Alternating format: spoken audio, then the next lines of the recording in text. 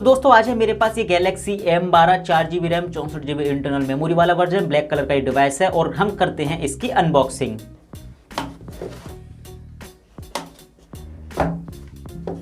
तो बॉक्स के अंदर आपको ये मिलता है अपना Galaxy M12, जिसके बारे में बात करते हैं थोड़ी देर बाद। यहाँ पर ये आपको मिलता है USB to Type C cable और ये मिलता है बॉक्स के साथ ही आपको एक एडेप्टर। इसकी आउटपुट रेटिंग है 9 वोल्ट एंड 1.67 एम्पियर, यानी कि फास्ट चार्जर आपको यहाँ बॉक्स के साथ ही देखने को मिल जाता है। इसके अलावा बॉक्स के अंदर ही आपको ये एक और बॉक्स मिलता है जहाँ पर आपको मिलता है सिम इजेक्टेड पिन और यहाँ ये अंदर कुछ पेपर्स, ईयरफोन और सिलिकॉन कवर आपको यहाँ बॉक्स के साथ देखने को नहीं मिलेगा। तो दोस्तों बात करें अपने सैमसंग गैलेक्सी M12 के डिज़ाइन के बारे में, तो कुछ ये डिज़ाइन आपको देखने को मिलता है गैलेक्सी M12 में। अब अगर इस डिज़ाइन को कंपेयर करें किसी डिवाइस से तो हूबहू आपको वही डिज़ाइन देखने को मिलता है जो आप सैमसंग गैलेक्सी A12 में देख चुके हो।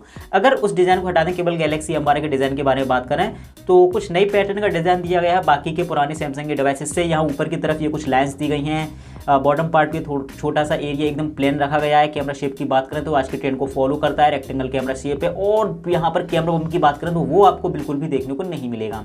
LED फ्लैश यहाँ पर कैमरा फ्रेम से बाहर है। फ्रंट पर आपको मिलता है टाइप V नॉच डिस्प्ले। बाकी का बॉटम पार्ट पे आपको मिलता है 3.5mm का headphone jack, mic, type C port और मीडिया स्पीकर।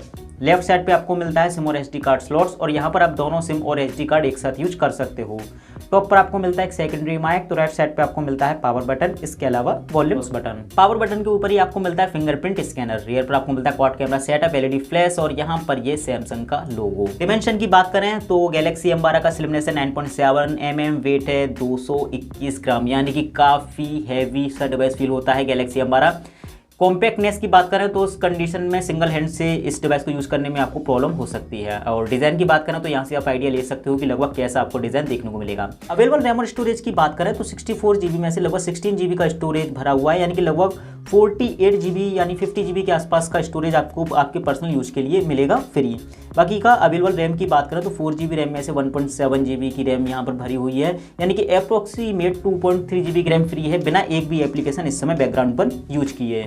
बात करते हैं गैलेक्सी M12 के UI फीचर्स के बारे में। तो आउट ऑफ द बॉक्स ये डिवाइस Android 11 पर रन करता है और यहाँ पर आपको मिलता है सैमसंग का One UI। Look and feel की बात करें तो आप यहाँ से आइडिया ले सकते हो, काफ़ी इजी टू यूज़ है। आप इसे अपने हिसाब से कस्टमाइज भी कर सकते हो, मतलब अगर आप चाहो एक सिंगल पेज UI रहे तो वो भी आप यहाँ बना सकते हो। अगर आप चाहो कि होम स्क्रीन अलग और ऐप ड्रॉअर अलग रहे तो वो भी आप यहाँ पर कर सकते हो। बाकी का फीचर्स की बात करें तो काफ़ी कमाल के यहाँ पर फीचर्स देखने को मिलते हैं जो आज के टाइम में एक डिवाइस में होने चाहिए। वो सारे फीचर्स आपको यहाँ देखने को मिल जाते हैं, जैसे कि वॉलपेपर एंड थीम स्टोर यहाँ देखने को मिल जाता है। सिक्योरिटी की बात करें तो फिंगरप्रिंट स्कैनर के साथ साथ आपको यहाँ पर फेस अनलॉकिंग सिस्टम भी देखने को मिल जाता है। इसके अलावा कुछ एडवांस फीचर्स की बात करें तो कुछ ये सेटिंग्स आपको यहाँ देखने को मिलती हैं। Game launch end game tools आपको यहाँ देखने को मिल जाता है। डुअल मैसेंजर भी यहाँ देखने को दिया गया है। इसके अलावा कुछ जेस्चर कंट्रोल्स भी आपको यहाँ देखने को मिल जाते हैं। डिजिटल वेलबींग आपको यहाँ देखने को मिल जाता है। बाकी का ये है आपका क्विक एक्सेस पैनल जहाँ पर जरूरी सारे शॉर्टकट्स दिए गए हैं, जैसे कि आई कंफर्ट शील्ड, इसके अलावा पावर सेविंग मोड, इसके अलावा कुछ फोकस मोड, डॉल्बी एटमॉस का सपोर्ट भी आपको यहाँ देखने को मिलता है, लेकिन ये केवल हेडफोन पर ही वर्क करेगा। बाकी का डार्क मोड और नियर बाई शेयर जैसे फीचर्स भी आपको यहाँ देखने को मिल जाते हैं। बात करें अगर डिस्प्ले की तो गैलेक्सी M12 में आपको मिलता है 6.5 इंच का HD+ PLS डिस्प्ले PPA270। अब प्राइस रेंज के अकॉर्डिंग मुझे लगता है फुल HD+ डिस्प्ले होना चाहिए था। बाकी का PLS डिस्प्ले आपको यहाँ मिलता है तो कलर्स आपको मिलेंगे नेचुरल और यहाँ से आप आइडिया ले सकते हो कि लगभग परफॉर्मेंस कैसी रहेगी।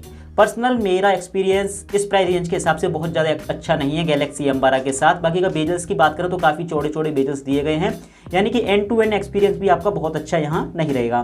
बाकी का ब्राइटनेस की बात करें तो आउटडोर में आप अपने इस डिवाइस को बड़े आराम से यूज कर सकते हो, बट पर्सनली मुझे यहाँ डिस्प्ले इतना ज़्यादा अमेजिंग नहीं लगा। करते हैं गैलेक्सी M12 के कैमरे की, तो यहाँ रियर पर आपको मिलता है quad camera setup. Primary camera है 48 मेगापिक्सल का, अपर्चर साइज है 2.0। इसके बाद 8 मेगापिक्सल का एक अल्ट्रा वाइड लेंस, 2 मेगापिक्सल का एक मैक्रो लेंस और 5 मेगापिक्सल का एक डेप्थ सेंसर। फ्रंट पर आपको यहाँ मिलता है 8 मेगापिक्सल का फ्रंट कैमरा जिसका अपर्चर साइज है 2.2। कैमरा फीचर्स की बात करें तो ऑटो मोड, इसके अलावा अल्ट्रा वाइड फोटोज का ऑप्शन, इसी तरह से अल्ट्रा वाइड वीडियोज का ऑप्शन, पोर्ट्रेट मोड आपको मिलता है रियर और फ्रंट दोनों के लिए। कुछ एक्स्ट्रा फीचर्स की बात करें तो मैक्रो शॉट लेने का फीचर आपको यहाँ देखने को मिल जाता है। इसके अलावा प्रो मोड, पैनोरमा मोड और food mode, slow motion, fast motion या फिर कहें नाइट मोड जैसे फीचर्स आपको यहाँ देखने को नहीं मिलेंगे। वीडियो रिकॉर्डिंग की बात करें तो 30 FPS पर आप फुल HD तक का वीडियो रिकॉर्ड कर सकते हो। 60 FPS का सपोर्ट आपको यहाँ देखने को नहीं मिलेगा।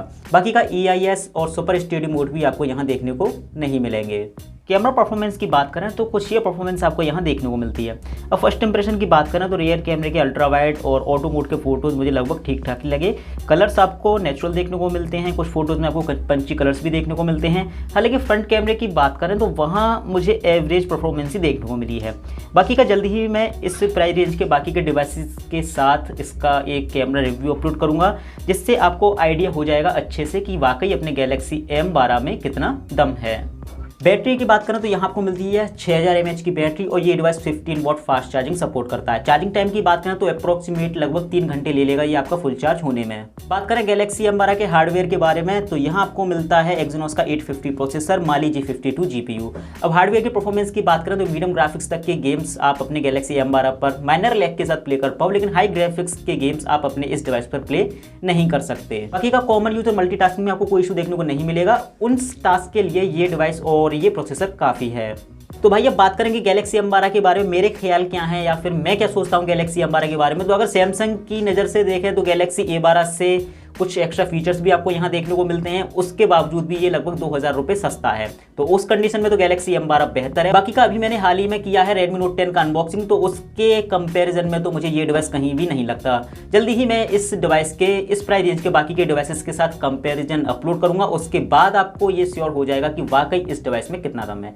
तो दोस्तों मुझे उम्मीद है ये वीडियो आपको पसंद आया होगा, तो प्लीज़ वीडियो को लाइक, चैनल को सब्सक्राइब। मेरा नाम है धर्मेश, आप देख रहे हो फोन हिंदी। अगले वीडियो में जल्दी ही अपलोड करूंगा। तब तक के लिए गुड बाय, आपका दिन शुभ हो।